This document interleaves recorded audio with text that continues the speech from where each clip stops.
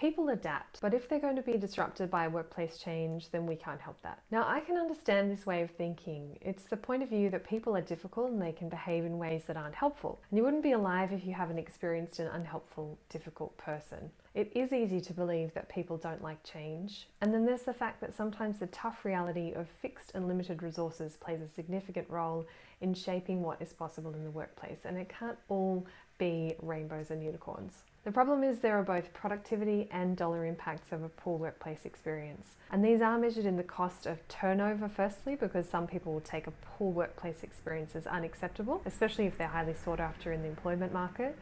And the cost there is around 100 to 150% of a person's salary if they're a technical or supervisory in those roles. And the cost impact of reduced productivity that will vary between workplaces. But think about whether you could even afford a productivity drop of 5 or 10%. And in fact, we know organisations with low engagement experience 18% lower productivity. Then there's another cost impact through the effect of stress and reduced well-being, and that shows up not only in productivity but also in workstation injuries, health and safety liability, and increased turnover. There's research that shows that workplace stress leads to an increase of almost 50% in voluntary turnover.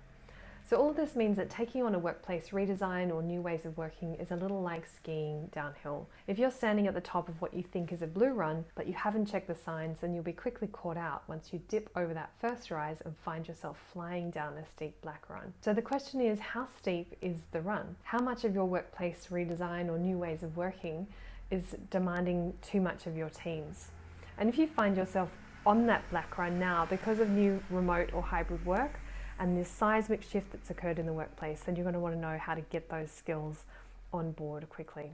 So our workplace strategy service helps leaders to define and deliver the ideal workplace approach for them, the workplace that will achieve what you want. So we look at the overlap between your workspace and your workforce.